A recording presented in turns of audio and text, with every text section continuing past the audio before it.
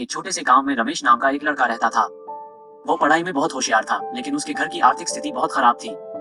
रमेश के माता पिता खेतों में काम करते थे और बड़ी मुश्किल से घर का खर्चा चला पाते थे।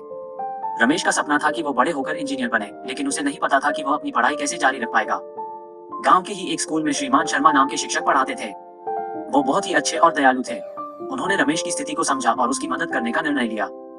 एक दिन श्रीमान शर्मा ने रमेश को अपने पास बुलाया और कहा, बेटा, मुझे पता है कि तुम्हारे घर की स्थिति ठीक नहीं है, लेकिन अगर तुम्हें सच्ची लगन और मेहनत करने का जज्बा है तो मैं तुम्हारी पूरी मदद करूंगा। रमेश की आंखों में आशा की किरण चमक उठी।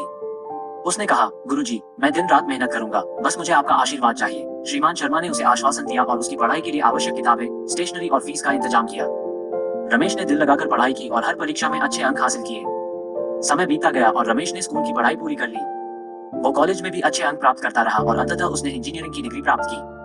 अब वो एक सफल इंजीनियर बन चुका था और अपने माता पिता और गुरुजी के साथ साथ पूरे गांव का नाम रोशन कर रहा था। एक दिन रमेश अपने गुरुजी के पास गया और उनके चरणों में झुककर बोला, गुरुजी, आज जो कुछ भी मैं हूँ वो आपकी वजह से हूँ। आपने मुझ पर विश्वास किया और मुझे प्रेरणा दी। श्रीमान शर्मा ने मुस्कुराते हुए कहा, बेटा, सच्ची लगन और मेहनत से सब कुछ संभव है।